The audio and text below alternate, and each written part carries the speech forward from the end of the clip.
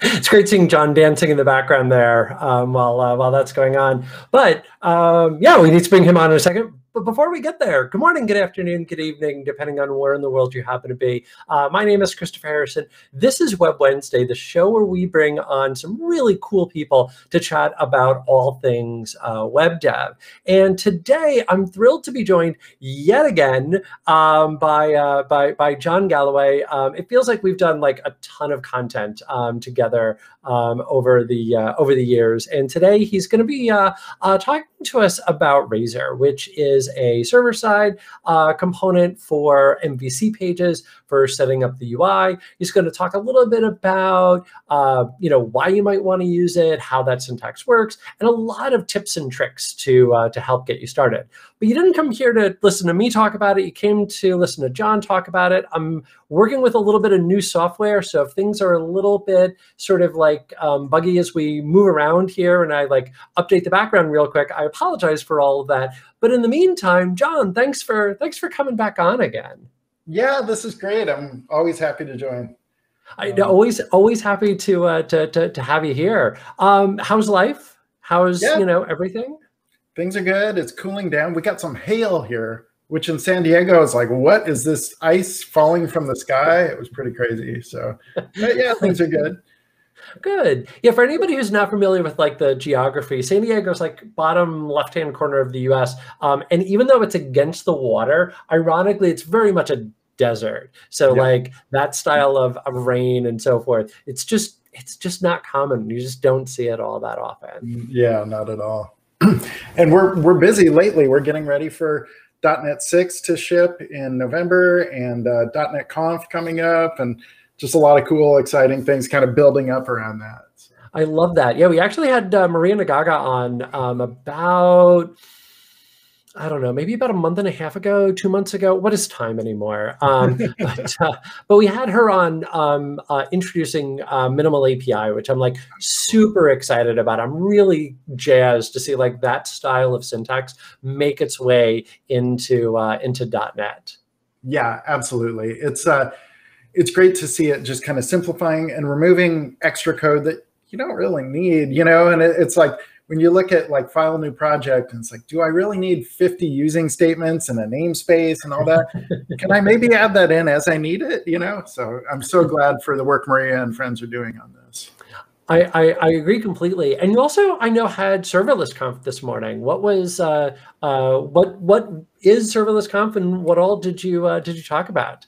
Yeah, well, so there's all kinds of serverless technologies going on at Microsoft and Azure. There's things like like functions and logic apps and Power Automate and just all these ways that you can build applications and do things with computers. I like to think of my job not as a programmer, but somebody that gets things done using computers, right? And so like extra code that I don't have to write, that's extra code to debug, to worry about source control, to worry about, like maintenance, to figure out why it didn't run on a leap year, like all this weird stuff, right? And also, when you're working with all these different systems that have to integrate together, you have to worry about authentication. And now you're dealing with OAuth tokens and how come I can't sign in, or this thing used to work last week, but now it can't connect and all that stuff. So one of the cool things with all these serverless technologies is you can just authenticate in the system and then off you go. So James Montemagno and I led the keynote this morning, and we talked about how we built a serverless army to run all the behind the scenes things in .NET land. So I work on the .NET community team, and we have tons of different things we do with like .NET Live TV. We have 10 live streaming shows now, and we have to deal with all the like scheduling the shows, making sure the website's updated, handling all the analytics and sending out the stats and building reports. And then we also help manage all the blog posts and all the .NET blog posts. There's all kinds of work going in and scheduling them, so they're not too many of them going out on the same day or not going out on a Friday, and coordinating and handling the review. That stuff, we used to do all that manually, and tons of pull requests and emails back and forth. So anyways, James and I have just been kind of playing with this stuff over time. And after a while, we're like, wow, we built all this cool stuff. So the serverless conf team contacted us and said, hey, would you be interested in keynoting? And we're like, would we? Like, we have so much cool stuff to show off. So that's awesome. That's awesome. I love that. I also just like, it's such a good reminder about like building tools and that old chart of, you know, the amount of time that it's going to take if you keep doing it manually. And so now you build the tool, and yeah, that first time it's going to take quite a long time, but once you have it built, then things become far easier. I also did get a kick out of you mentioning like the struggles of dealing with OAuth, because I do a couple of things with, like, you know, obviously live broadcasting and so forth. And so I've been trying to automate a few processes. And one of the things I wanted to be able to automate was going to require OAuth. And I took a look at it and I went, you know, the ROI for this, it's not going to get there for probably about like 5 years for me to sit down and try and figure this out. So I think I'm just going to keep doing this one manually instead. Well, so that's where we hit the sweet spot, because we started playing with doing these things using like console apps, or, you know, throwing a bunch of code at it. And then once we figured out, hey, we can orchestrate everything using like Power Automate or a Logic app, and that has all those connections. And then when we need to like run some code, okay, fine, I'll ping an Azure function, throw it a JSON blob, and it'll process it, throw it in a storage. And then like when this timer kicks off again, I'll just, you know, so yeah, so we've got a lot of stuff on the .NET website, which I'll be showing in a bit here. And that is actually like all these background services are managed using things like Power Automate and Azure Functions. I love that. And we, you know, Power Automate is probably something we should at some point like talk about, because it's an amazingly powerful tool to string together, you know, different activities and so forth. And there's like a bunch of different hooks to it. And you can even like add in your own little bit of code, or you could like bring in some Azure functions if you wanted to do that, and so forth. And like even going in, because I've got like a couple of different DevOps boards that I need to go in and update, and like different default values that need to be put into places and so forth. And now I've got some of that that's automated using Power Automate. And it took me about like 15 minutes, maybe 30 minutes to actually figure it out. And now that it's done, you know, I never have to worry about it again. So it's just taking care of that task. It's saving me the bit of time. But also, you know, if you're anything like me, and I know I am, that I'll frequently forget, you know, to do little things. And so knowing that will have taken care of it for me is a huge, huge win. Yeah. Yep. Yeah. The balance of like how much work I have to do, how much code I have to write, you know, et cetera. If it's something I can get done like during a boring meeting, then hey, sign me up, you know. If it's staying up till 2 debugging why isn't this thing running? Maybe not. So right. And really, aren't all meetings boring? I mean, I'm not going to tell you whether or not I'm tweaking my Power Apps right now, but wow.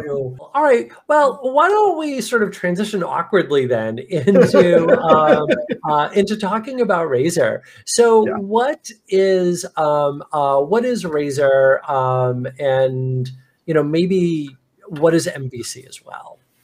Yeah. So, okay.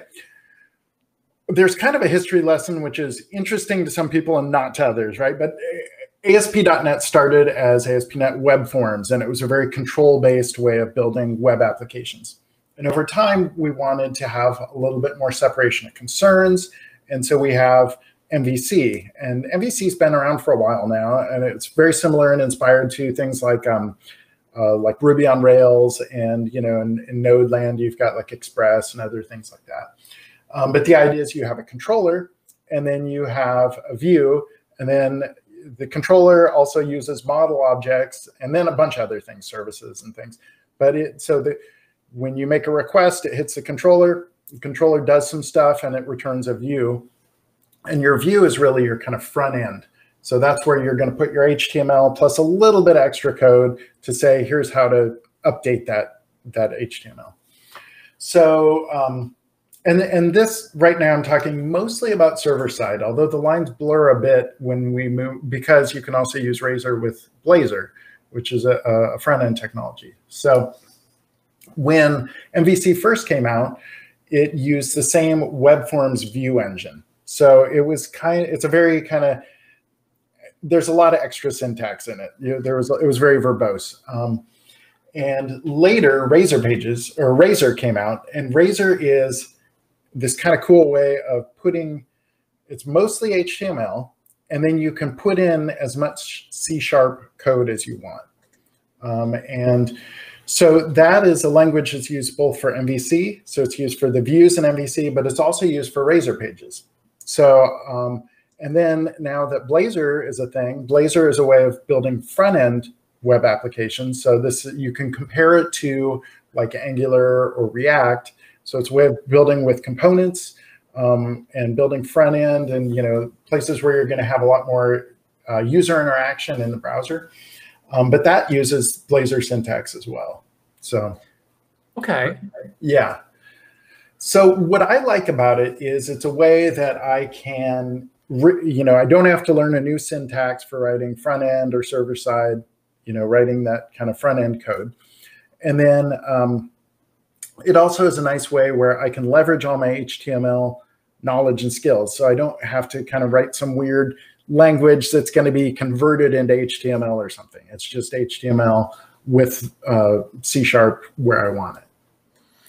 Okay, all right, I appreciate that. And that, at least with Razer then, if we take Blazor out of the equation, just trying to make sure that we're differentiating each one here, then all of that is going to be running on the server. And so everything's then going to be rendered on the server, and the only thing that's then going to be emitted and sent down to the client is just the HTML, CSS, and then whatever little bit of JavaScript is needed to like update the page and so forth. So you're not talking then, it sounds like, about having some like front end framework using like React and so forth. And that's obviously like, it seems in a lot of ways like this is what all the cool kids are doing, is they're using React or they're using some form of full stack development and a front end framework.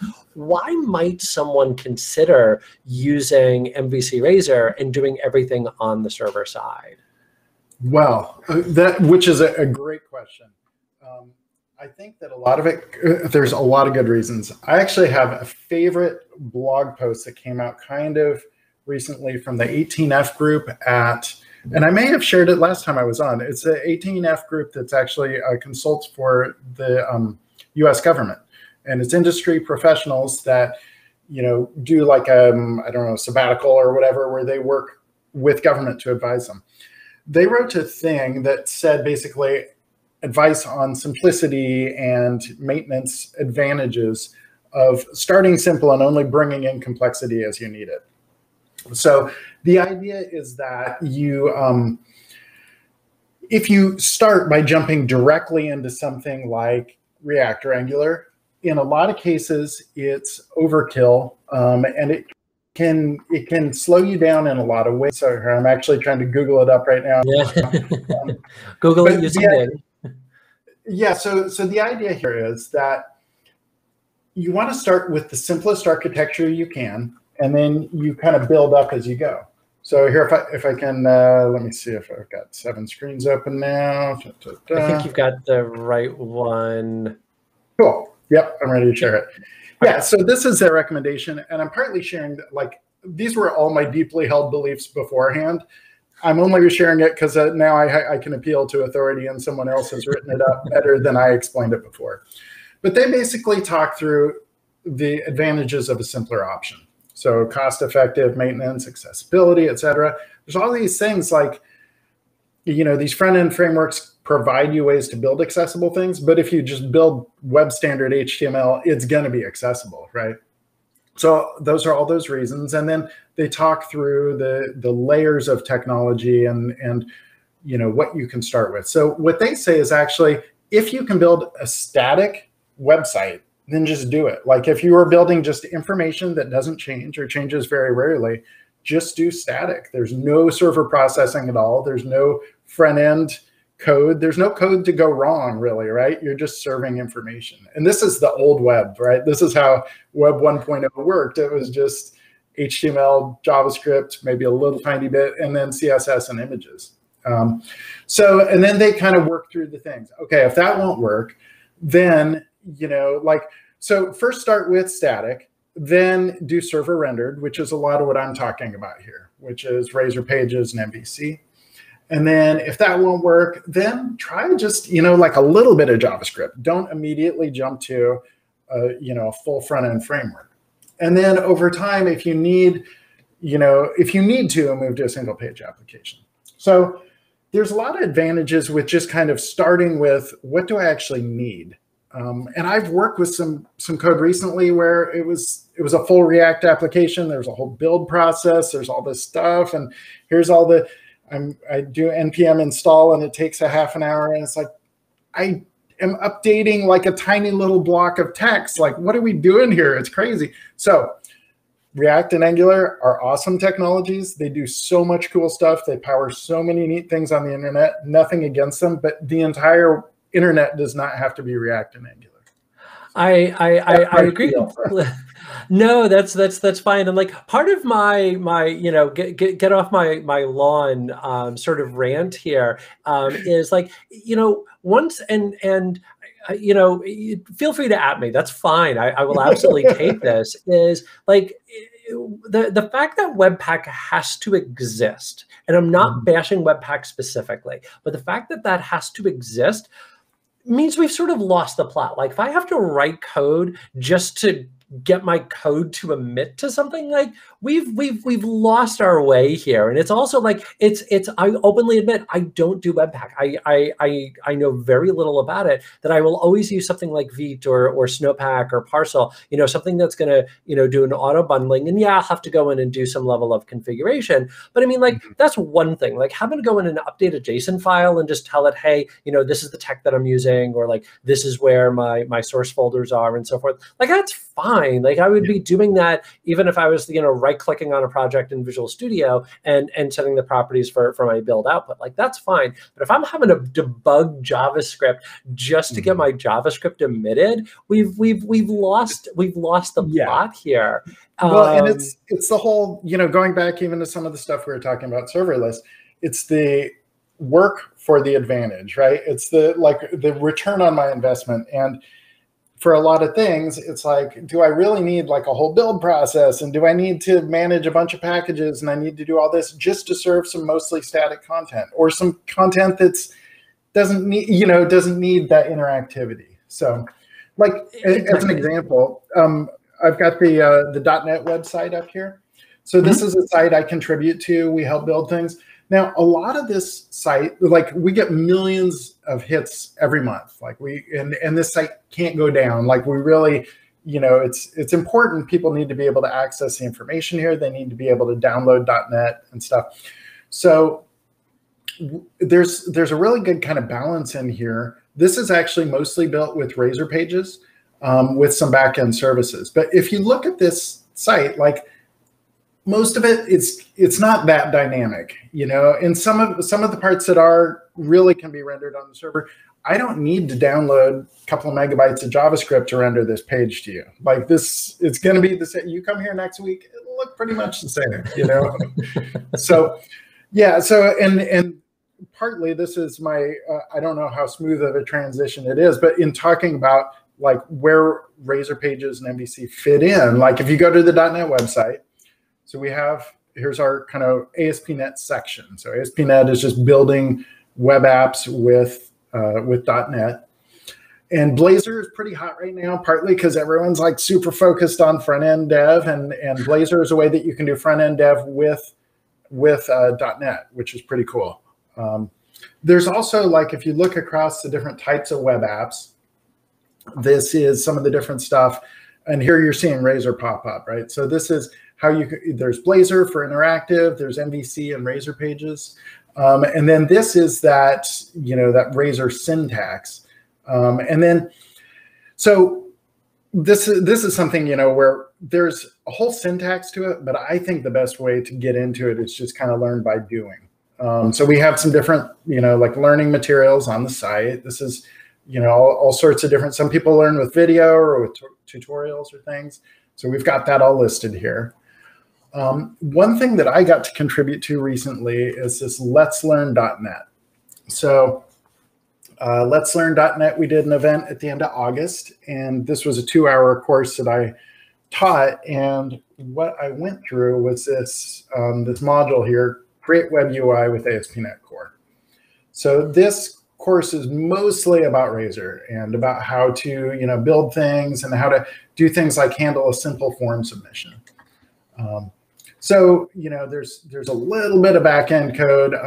There's a lot of the kind of interesting stuff here is in the front end, and this is the creating a page with a form. And I'll go through this code in a second. But what I like about this is, like, here's that back end, here's the front end. And if you look at this, this is almost all HTML. So like a web dev can look at this and go like, oh yeah, that's a div, that's an input, right? Do you want to zoom in just a scotch, like a couple of real quick control pluses there? Perfect. So here we've got things like a div, and that div is just, this is straight HTML. So when Razer sees that, it's just going to render that out. This next line is kind of interesting. It's a label, but then it's got this ASP-4. And so what that does is it lights up the C# brain of Razer, and it processes that. So it goes and it says, okay, well, you've told me that my model is a pizza model. And so then it goes and it binds this in. It says, okay, I'm going to attach this. I'm going to hook this together with this pizza model name. And so it just kind of all the way through, you'll see we've got things like, here's a TD, so standard HTML, but now I want to write out, I'm writing a list of pizzas. So I say, get me the pizza's name. And so this @ sign is magical inside of Razer. That's the turn on your, switch into HTML or into C# mode real quick. So this is nice for a lot of reasons. I can, I can write and control my HTML. I can see exactly what's going to be written out. I don't have to kind of run a build or flip back and forth or whatever to understand that. I can also work with a designer, front-end dev, and they can look at it and they can quickly like write some JavaScript or, write some CSS that's going to interact with this. So that's kind of the overall for that. And I think I've got this open here. I probably have it open because I have everything open on my computer. So this is no exception. Every window, every browser tab. Just open everything up, because then I feel like I'm getting the most value for my money with Okay, so here's that same page, right? So we've got, probably need to zoom a bit, right? Yeah. Okay. That's perfect. Yeah. So one nice thing, like depending on your editor, your IDE, anything that's purple here lights up. And that says that this is that the Razer engine sees something special here. So yeah, so like for instance, we've got form validation. So I've got ASP validation summary, and it's just going to handle that for me. It's going to turn on this automatic form validation. So that's really nice. I don't have to go through and do some special kind of validation logic. I can just run it and it'll generate that for me. And I want to highlight real quick on that validation that validation is also going to be taking place on the client side. That yes. when we're talking about, hey, this is going to be rendering things on the server, it's absolutely going to be rendering HTML, CSS, but it's also going to be rendering JavaScript as well. So there's things that you really do want taking place on the client side, like validation. That one of the simplest things that you can do for performance is do client side validation. So that way, if something doesn't look right, it's not going to call the server. Infinite scale immediately right there because of that. You want that there on the client. This will still give that to you. And it's great that you brought that up. And what's really cool about this is it's the best of both. You get client and server side validation. So what that means is, like you said, you get the scale and you make your users happy by validating the form as they're typing the information in. And then let's say they are a hacker and they go through and submit something, like around that, or say JavaScript is turned off on their computer or whatever else, right? Say I've got some weird bug happen and the JavaScript didn't load or something. We also get that validation on the server as well. So that's pretty cool. Let me run this real quick, and I can just show what it looks like. So this is a simple list of pizzas, and we can just go through and add pizzas to a list. And as it's spinning that up, me hungry. I've been hungry like all day, and so I appreciate that you're just going to go with a pizza example just to make me more hungry. Yep. Yes, I know it's late afternoon. Slice of pizza sounds really good right now. All right, so this is spinning up, and this is this is all within one page where it's going to have a list of pizzas. Oh, this is actually the console. So that is the kind of back-end host as it's spinning up. Don't worry, my screen is not. Okay, so here I've got a pizza list. Let's see that spin. And so I can create a meat lovers pizza. Why not? I can create it with a price of $1 million or whatever that is. Okay, so now I got some validation. So it says the price must be between 1 cent and a $10,000 pizza. That's quite a pizza. But so let's bring it down to $100. Right? Only $100. Sure. Yeah. This is premium pizza, Christopher. This is the stuff. Okay, and it's late afternoon. I can charge a premium there too. So here I'm going to hit the add button, and it says name and price are required. Right. So those are important things. So now I'll flip back over to my code, and we'll see how that happened. So there's the front end and back end portions to this. So we've got that validation summary. We've got here where we're binding to a pizza. And now if I look at my back-end code for this, so when the form first loads, it gets a list of all the pizzas, and it's going to display those down below. For this validation, that's actually binding against this new pizza. So I told it to bind a new pizza, and then when I post, all I say is, if the model state is invalid, then just return the page and make them fill it out again. Otherwise, it's a valid pizza, so we add it to the list, and then we display the list again. So this is Razer Pages, and this is kind of a simpler layer on top of MVC where you don't have... so a nice thing I like about Razer Pages is that I can also write these little utility methods in here. So here I've got one that's like gluten-free is actually a Boolean. It is gluten-free. And I want to do some special formatting, make that look a little nicer. So I can write any method I want into this page model. And then when we look back here, we'll see when it writes out this list, I say model gluten-free text, and I pass that pizza in.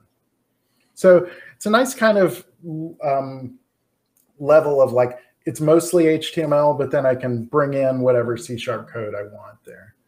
Even just some simple things like here, I want to do some string interpolation and format the price as a currency. So I can just say, format as currency, and there it goes. So I'm kind of running through this pretty quick because we also want to get to some more advanced features. But I wanted to kind of, for people that are totally new to it or whatever, kind of explain what it is. And then the other neat thing is that there's a whole 2-hour course on it. And there's also a self-guided learning thing, which is out here on Learn, and this is Build a Web UI, which is the link you shared in the chat there. Yep. Yeah.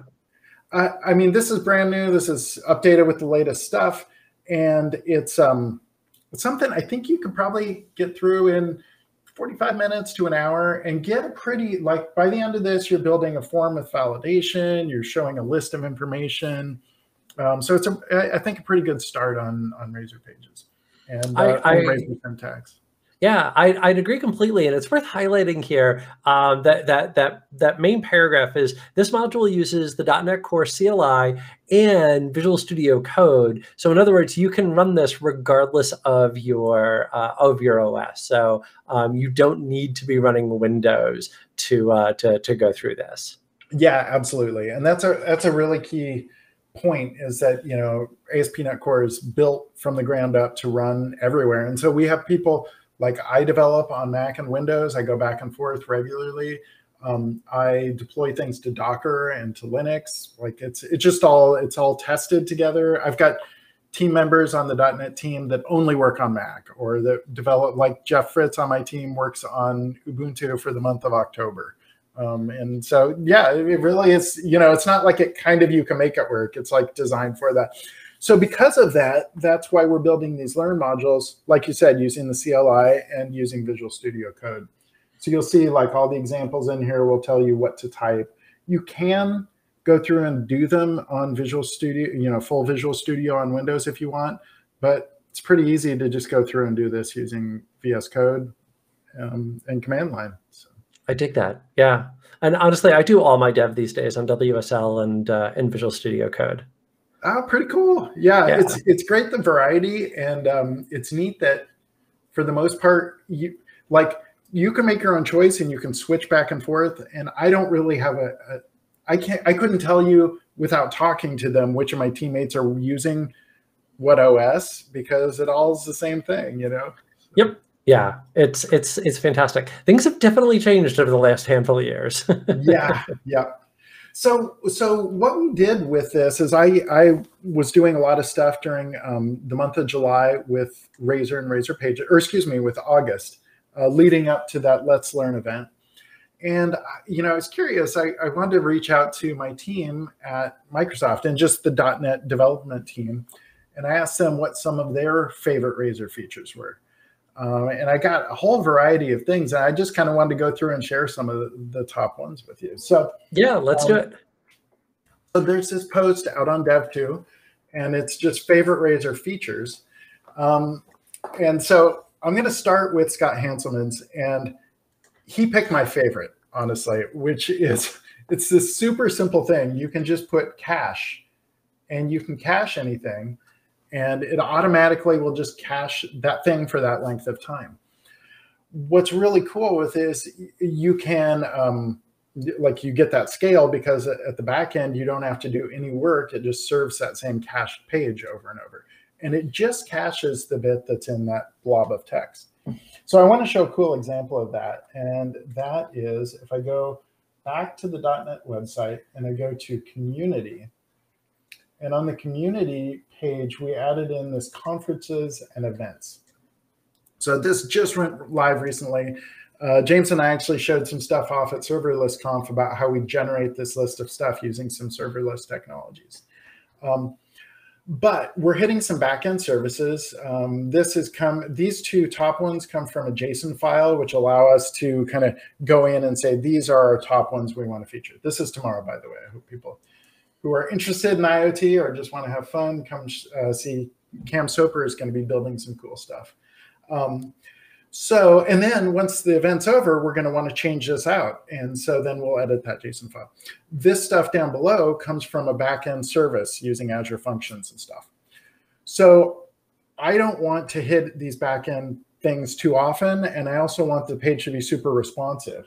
So I actually use that inside. Here's the .NET landing page. I'll bring this over. And you'll see here, I use that exact same thing. So it's. Do you want to set that to 150 again? Perfect. So yeah, so I just set at the top, I set cache time of 60 minutes. The default's 20 minutes. I'm not sure why they picked that, but that's what it is. So I enable the cache, and then I set it to 20 minutes after its first hit. And then just because I have been through this enough in the past, people are like, I made a change. When's it going live? I went through and put down a comment down at the bottom. So I just say like, when was the cache built and when will it expire? So, just because I know. And I use this stuff all the time too. I'm like, they added this thing. Why isn't it? Oh yeah, it's cached, right? So I love this cache tag, and it's super, like you said, it's one of those things where you can scale like crazy if you do no work. And this is one of those cases. So anyways, that was something I built recently, and I was really happy to be able to use that. It's actually another small tip that I just wanted to share. And I want to go back real quick to that cache tag. So that's you're caching just that portion of the page. So the rest of the page could still be dynamic. It's just that portion of the page that's then going to be cached. Yep. So, and you can put multiple things like this in a page. So you could have one part of the page is cached for, 30 minutes. One's cached for 2 days and whatever. Now, if it still can rebuild. The cache isn't a guarantee that it's going to be held in memory. It can, if the server's low on memory or whatever, it can start kicking stuff out of memory. But for the most part, you're basically telling it, you can cache this for this period of time, and it'll try and do that for you. Okay, that makes sense. Yeah. And this is something where, like, you know, if you really look at pages on your site, how often do I need to update this? And, you know, there's this whole thing called micro caching, where you know, certain things, even if you decide I'm going to cache it for 30 seconds, or I'm going to cache this for a minute, that can make a huge difference. You know, if you've got thousands of people hitting a page and it only needs to do that work one time every 30 seconds, that's a huge win. Yeah, such a simple tip for performance is that if you just stay off the database, you're going to get a ton of scale just by doing, you know, those tiny little things. Yeah. And then if you have to be on the database, like, just do it once. Don't do it over and over and over. You know, do it occasionally. So exactly. Yep. All right. So that's the first one. The next one, this is, I don't have an example of this, but this is just a neat thing. So implicit Razer expressions, these are things where you can just call a C# function inside of Razer. So you can just say, like, go do something. What James is showing here is he put in a wait before that. And so you can just say, do this using async await. And what that does is then it frees up those threads. It builds like behind the scenes, .NET builds a state machine for you, and it continues with the work and waits for a callback when that thing's complete. So that do something async could be calling off to a web service. It could be hitting a database. It could be doing some processing. And we don't want to hold up all the rest of the work on the server for that one thing to finish. So this is basically saying, go make a database call, and then when that completes, come back and keep working. Okay, I dig it. I am going to interrupt real quick because we got, I think, a really interesting question. And I don't know how much unit testing you've done of late, but I'm going to go ahead and ask it anyway, and we can figure it all out from there. But Chris over on Learn TV asked the question, excuse me, I swallowed wrong there. When I went to talk to my company about using Razer Pages instead of React, the question about automated testing, component unit testing, snapshot testing comes up immediately. How does Razer handle that style of testing? Can you do like component and unit testing with Razer? So that's a phenomenal question. Really, really good question. You can absolutely do that. You can actually do a little bit. I mean, in some ways, you can do more and deeper testing using something like Razer Pages. And the reason is because you can write unit tests directly in the application. But there's also, so there's different levels of testing, right? You can do unit tests, which say, when I call this code, what is the output?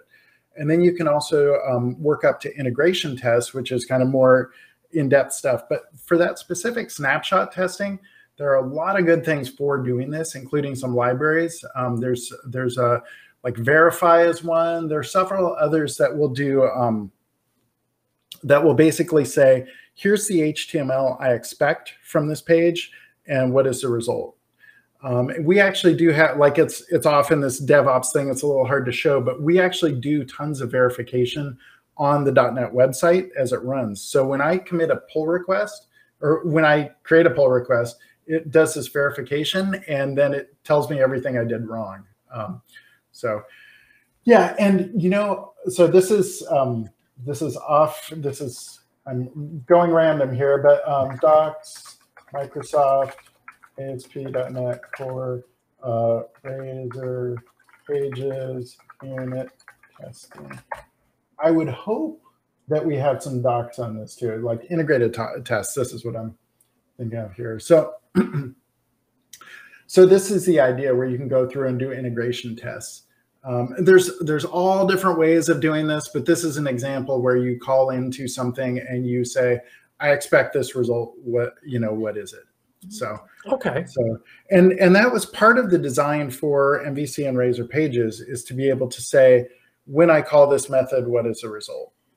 Right. So it's definitely a key part of it. I would say too, I forget the person's name, but you said it was Chris that was asking the question. Yep. So definitely my Twitter handle's at the bottom, and ping me if you'd like. Be totally happy to kind of go deeper with this if you have more specific questions. I appreciate that. And it's also just real quick worth calling out that, the other part of it is you also still, of course, you're going to have some level of server-side code. So you might have controllers or whatever it is that you're using. And all of that is just C# code that's infinitely testable. And I know that there's a lot of great utilities that will allow you to do that type of unit testing as well. So when you're talking about also wanting to be able to unit test your logic, which you would do if you were, creating a React app, you can absolutely still do that with your server-side C# code. Yep. And, so yeah, the several things that brings to mind now is, so you can definitely you can test MVC and Razer engines using automation at different levels. And you can say when I call this page, what is my response? Or when I call this controller, do I get this specific response back? Then there are other automation sort of things. And I would argue that server-side code is easier to test than deep client-side code, because that requires a full build process and it requires some browser automation or emulation, that sort of thing. Whereas if all you want to say is, when I hit this page, does it include this line of HTML text? That's a lot easier to test. Right. Yep. Yeah. 100%. Yep. All right. I've got a next thing I want to get into here. And honestly, that might be a good show also coming up or something, is actually testing with web apps, and that would be one where we could bring people on to do some more kind of in-depth stuff. If you want to come on and chat, or if you know the right person to come on and chat about unit testing, I would love that. It's a topic that I've been wanting to do a show around for quite a while, but just haven't found the right guest yet. So yeah, and obviously we're going to need a few, because we're going to need to do something with JavaScript and some with .NET, and then Python and all of that. But just really any unit testing content would be wonderful. So we'll definitely have to make a show happen. And it's this balance where a lot of the content that we show is kind of just getting started, and we struggle with that. But in a lot of cases, unless it's a test first development course or a test first development thing, it can be a little bit of overhead to say, create a new project, put some words on the screen. Hey, you just built your first web app. Do we really need to teach you unit testing in that? Now, in some cases you do, if that's your focus is test first development. But if you want to learn a new concept or fundamental, then that's not always the place to start. But it is really important content. And whenever you go through the .NET repos, tons of unit tests, you better believe, and so it's definitely, that is part of how we do development, and we know and care about it, but it's just not something we always teach right at the beginning. So. Yeah, you're absolutely right. It really is. It's sort of that tricky space. And, I try very hard whenever I'm teaching things to always teach best practices, because it's this is why we still in 2021 have SQL injection attacks. It's because that you still see sample code out there where you're concatenating out SQL strings, which again, we all know we should never do, but they're trying to approach it from that beginner level. And so that stuff, I think we can all agree, let's just never teach that again. But when it comes to unit testing, you could still do quite a bit without necessarily needing unit testing. And so it becomes this really weird area of okay, well, where do I introduce it? Because doing it right from Jump Street is not going to be a good learning experience. And then we just sort of forget about it. Yeah. Cool. All right. Well, let me show tag helpers. Yep. Okay. Yeah, we got about 15 minutes left. Yeah, go for it. Well, tag helpers is kind of the majority of what I want to talk about. So tag helpers are really fun. And there's an example, as you saw all through the application I was showing off earlier, all these things are different tag helpers. So these are HTML tags that have some special sort of processing. And Damian Edwards, PM on the .NET team and a bunch of other stuff, he set up some stuff with tag helpers, with some tag helper pack is what he calls it. So these are custom tag helpers. And so here's an example of an ASP if. And this is a very simple one where he just sets a predicate. And if it's true, do one thing, if not, do another. Here's his example page. And this has things like, these are all these tag helpers that do things like render, select input elements and stuff like that. The cool thing with this is these are very simple, like he's just binding to, he says editor 4 equals birth date, and it automatically shows a calendar picker. So he's got all these custom ones. What's neat with this is you can actually see the source code for it. So I'm going to do one of my favorite tricks of late, which is I'm on a GitHub repo and I'm going to hit the dot key. Isn't that so cool? It brings up an editor. It better do it for me now or I'm going to feel stupid. Come on now. Oh, it's supposed to do this. All right, fine. It's good that I have it loaded. I did it with another one earlier. So here's the example code. Always have a backup, John. So here's this example, right? So he has this if. So if he puts this ASP if attribute anywhere, and he puts this predicate, so I'll say predicate equals blah, blah, blah, then it just does a quick choice. Does it exist or not? So that's a very, very simple one. He's got another, like a more complex one. This does Markdown. So you can put Markdown in a page and inside this Markdown tag, and it'll automatically render it as HTML. So there's really two tricks in this. One is to use custom HTML helpers or tag helpers, and the other is to write your own.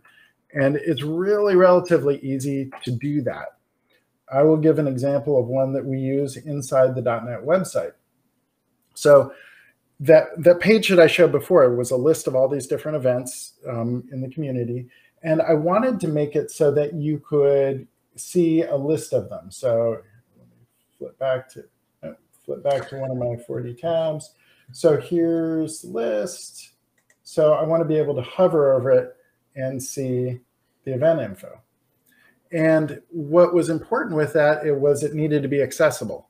I did it one way before and it was pretty neat. And then they're like, failed accessibility tests, this is not inclusive. And I felt really bad. And so then I was like, okay, what can I do? Well, it turns out Bootstrap has a thing for that. But what was even neater is somebody had already built one.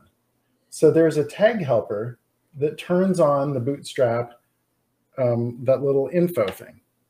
So I was like, this is awesome. And so I went over and checked out. So here is this info tag helper. So we use this anywhere in the .NET website. You see that little I tag. This is actually what's happening. So all we have to do is fill in this title, and it's automatically going to write this out. I don't have to worry about writing this in each page and accidentally forgetting to set an ARIA attribute or whatever. This is automatically going to pass, it's going to include the right code there. So I can just go through and bind this. So here, this is a tag helper. I'm saying title equals blah, blah, blah, and then I close it off.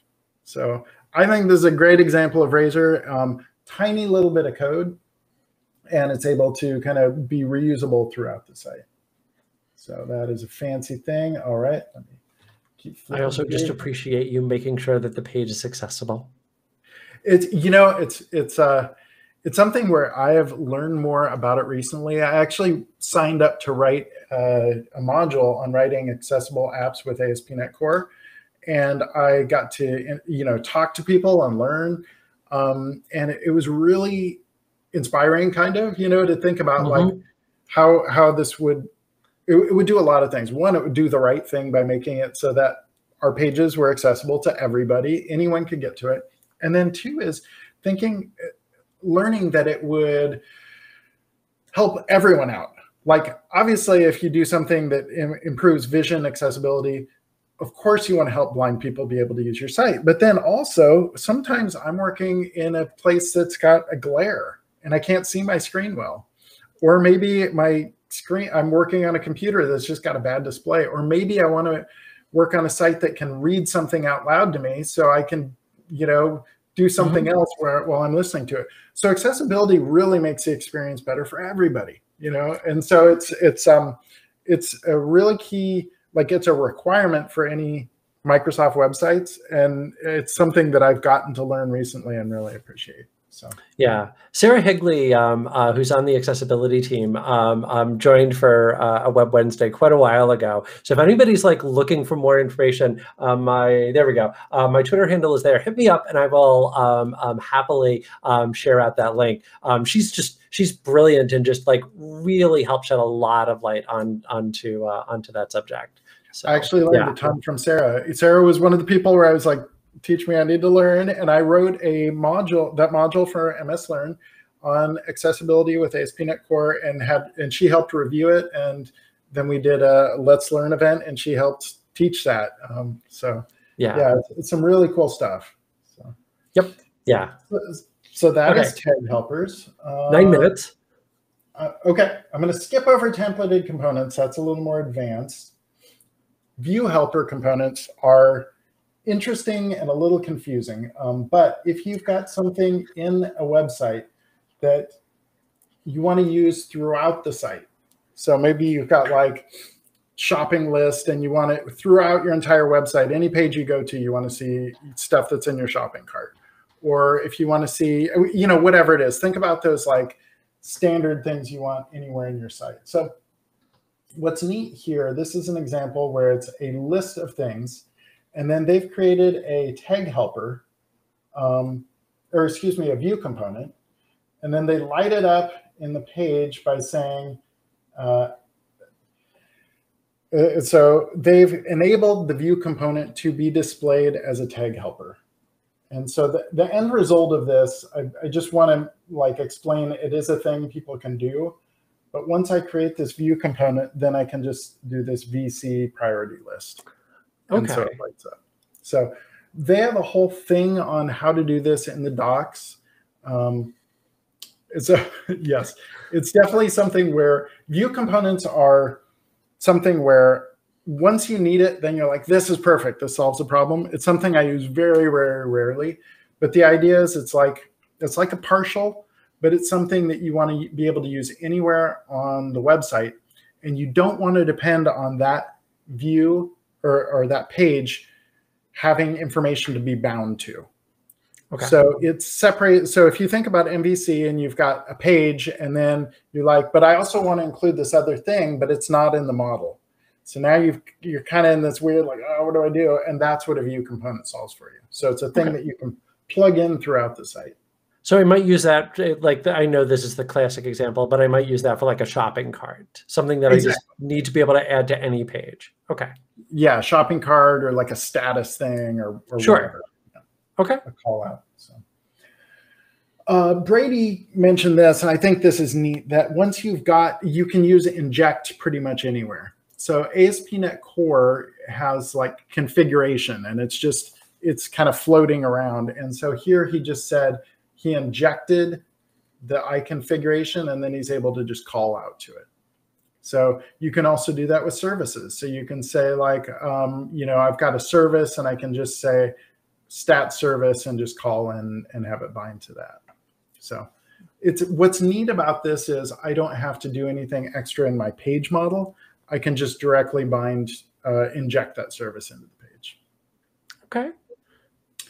Okay, two other real quick ones.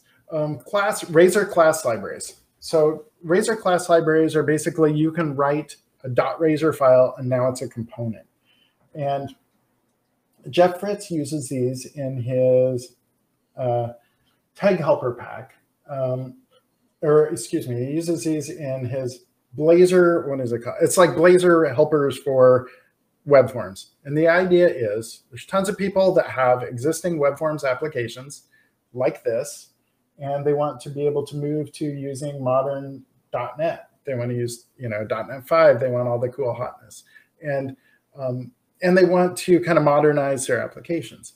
So here's an example where this is an application, and he's updated that to now this is all Razer. So he's used the same names. So if you look, here's this is ASP : this is the old style. This is the new type, and these are all just Blazor tag helpers. And when he did this, he just went through and created all these different things. So for instance, here's a literal tag. He just did .razor, and just like this is the code for it. So the one that I reference in here is like, here he's got label.razor. So this is like all the code for it. And then this is the backend for it. So he basically exposes a parameter to bind to, and then he sets it in here, and that's all you have to do. So I got one last one that I want to show off. Since Scott Hanselman took my cache one, I had to come up with something else. So this is kind of an esoteric one, but if you need to jump between something else and C#, but you don't want to have to write like a whole bunch of code to kind of transfer back and forth, you can use this special thing here. So this says, run this little bit of C# code. So where this is nice is if you want to, you're mostly in, like you're writing a bunch of JavaScript maybe, or a bunch of inline C# or CSS, and you want to inject just a tiny little bit of C#, that works there. So here's an example. This loop does this @for, because this is just standard Razer syntax. And then this, I want to be able to just write out just a little string of C# into my JavaScript. So the reason for doing that is like here, I've got a chart. This is some standard JavaScript, and I don't want to have to kind of jump back and forth. So this little thing down at the bottom where it's got this data points, this is JavaScript, but I want to add in some C# code into it to call a random number. So I just use this, and I've heard people call this the Elvis operator. I forget, it's got some kind of funky operator name, but so here's the example of what that generates. So yeah, just an example. So I guess the big takeaway is like Razer is designed to be simple. It's mostly HTML with a little bit of C# code in when you need it. And then you can do quite a bit more. And for like, the more kind of what's coming sort of thing, we did recently a community stand-up with the Razer team. And they showed all this more stuff they're building, like, snippets and like tons of stuff with like code formatting and all sorts of stuff, coloration, all this stuff. So this is stuff that's kind of coming and that they're working on. But so the Razer team continues to kind of crank away at all this stuff. That's awesome. Perfect. I think maybe you can answer this in 30 seconds. We're going to find out. 30 seconds. Can you make a client-side web component that's going to be fetchable as just like a small portion of a page? Yes. Okay. So yeah. And that's done with a partial, correct? Okay, so the idea is you want client-side. Yes, you could do that with a partial. I would need to think more about how I would actually do this. Okay. Yeah. But you definitely can do that. There's a few different patterns you could use for that. This is something too where I'd start to look at Blazor for doing that. Yeah. Yep. So yeah. That's a perfect place to end. We actually have Cecil Phillip coming on in a couple of weeks to talk about Blazor. So that'll be perfect. That's a perfect way to end. Jon, thank you so much for coming on, chatting about Razer. It's always just wonderful to catch up and just have a conversation and just see your smiling face. So I appreciate that. And now we're both hungry for pizza too. So. Yes. So I'm going to go do that.